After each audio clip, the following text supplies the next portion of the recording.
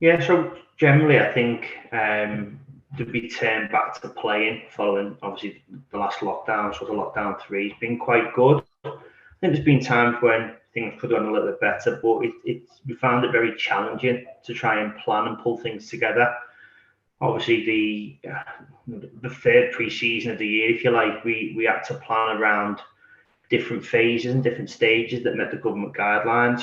So obviously the first phase was around people going for runs. So we're trying to plan people to go for runs individually on their own.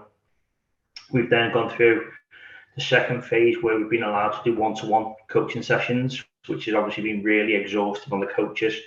And I can't really praise the rest of the coaching staff enough for the amount of time and effort that they put in. Obviously, to get through a squad of 18 to 20 players, you're talking 4 hours, 5 hours worth of work on the day. And then obviously the prep to plan the sessions in advance of that as well. Trying to do that 2, 3 times a week has been really, really tough going for the coaching staff. And like I said, I can't praise them enough for the work and the effort they put in over that sort of 3 week period. And then going into sort of phase three has been where we've been allowed to start training, sort of contact training again and playing friendlies. And obviously the last few weeks have been busy, been quite hectic. We've been training most weeks either once or twice. And then obviously we've had the games as well, 4 games. We played Chorley sort of last Wednesday, we went before, and then we've obviously gone to Wythenshawe. And then we finished off our prep really on Saturday with 2 games on the same day, just to try and get sort of 70 minutes, 90 minutes in the legs of each of the players, which, all in all, it was a really, really productive sort of restart, if you like.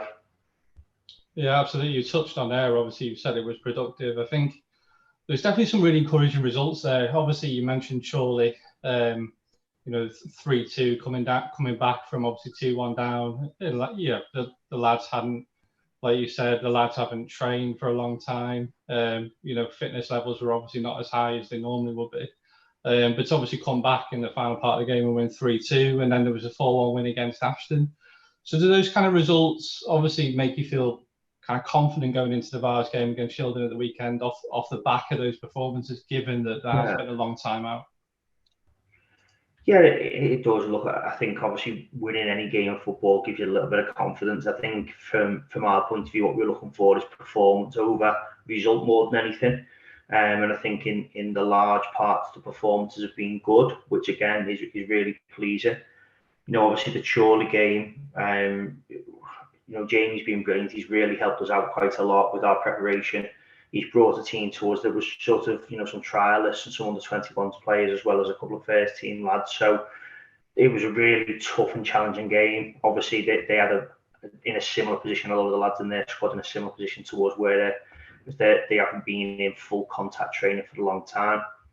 Obviously, then we travelled to Wythenshawe, and again, the gaffers really helped us out a little bit in putting that game on. I think their lads only had 1 training session, possibly 2 going into that game, whereas we've been sort of trying to do the one-to-one stuff, so we've been a little bit more active, and I think that showed, particularly second half, when we sort of started to dominate possession a little bit more, without actually really doing a great deal with it. And then obviously Saturday again, 2 really big games. Obviously Ashton in the afternoon was particularly pleasing in terms of the performance and the results, but the St Helens one was just as important as well.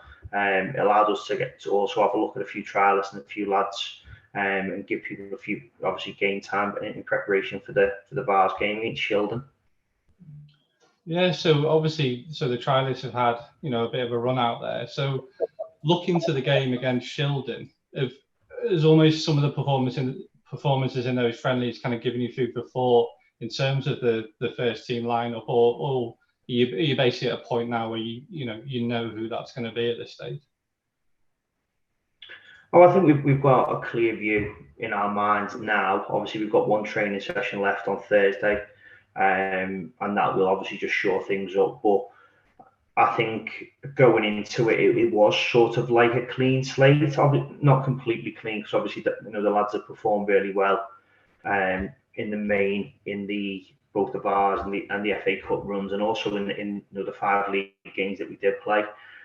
But again, different different lads do different things outside of playing football, and it's always difficult because you don't know what condition people are going to come back at. Some people naturally fit and keep on top of things. Other people might have been carrying knocks towards the end. So it's been, we knew we had to go into it with our eyes wide open. It was almost a case of let's see where people are at physically first and foremost, and trying to get them back into that social group again and that social environment again, people enjoying things and wanting to be around the club and around each other. And then from there, obviously the friendlies have been really important in terms of narrowing down who's going to be sort of starting in that Shildon game, and that's largely what we've based our decisions on. So another thing that I noticed, there was a stat that basically said that Rylands is one of the top scorers left in the competition, in the Vase competition. Is that another thing that gives you belief going into that game? It does, because it shows that we've created chances and scored goals in previous rounds and previous games. But unfortunately, it doesn't matter how many you've scored in other rounds. We don't go in there with a 1-goal head start because we score more than they have in the other rounds. So it's good. It's a confidence thing. I'm always confident that we'll create chances. I think sometimes we can be a little bit wasteful in front of goal, but it's another thing to build into the mix, another thing to sort of look back on with a bit of pride. But ultimately, this is probably going to be the toughest game in the competition so far. And Shildon are a really, really strong side, and it doesn't matter how many goals we've scored or conceded previously. This is all about what we can do on the day, and I'm pretty sure that the sides will be so evenly matched it will literally be down to who performs better on the day. So obviously, talking about the next match, there's the prospect of a few more games away from a Wembley fixture. Is that something that ever kind of plays on the mind of yourself or the players, or is it one of those where you're looking at each game, taking it one game at a time, and obviously trying not to focus on how big a thing that would be, I guess, for the club? I mean, I don't think there's anybody who's never dreamt about playing a game at Wembley, whether it be in the Vase this year, whether it be an FA Cup final for the boyhood club and hoping to score the win. But I think it's a very dangerous thing to do, to look too far ahead. Like I said, it'd be massively disrespectful to think that we're good enough to go all the way. I think we need to take it one game at a time. We've played some really good sides so far, and like I said, in Shildon, we've got a really, really tough game to play, and that's our sole focus. That's our sole focus now. We've basically put ourselves through a 5-week pre-season for a one-off game, and obviously, if the lads can perform well and know that they can, I think we'll be a match for Shildon, and hopefully we can do enough to get through to the next round.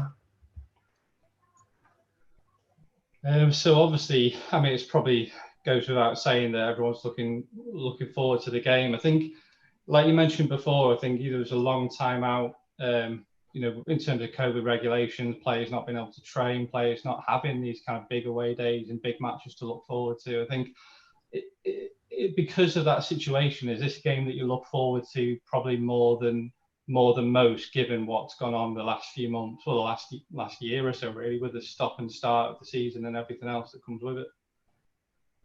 Definitely, I think every time we step foot on that pitch, we're a little bit thankful at the moment that we're being allowed to do so. I think everyone's been frustrated by obviously the pandemic, not just from a football point of view. Obviously, that's secondary to everyday life. But when you're not seeing your family for months on end, obviously you can't do the other things that you love to do, spending time with your family, going out for meals, all that type of good stuff as well. So it's not just about football, but obviously that for myself and the coaching team and a lot of the players, that is our release, and that's the thing that we do to sort of for fun, and that's the thing that we're really passionate about. So yeah, I think it's been really tough, and any game that goes ahead, I think we need to be thankful for, and maybe we will, on the back of the pandemic, once it has gone, which hopefully be sort of June-ish time, I think we should always be a little bit more thankful for the freedoms and what we have. I think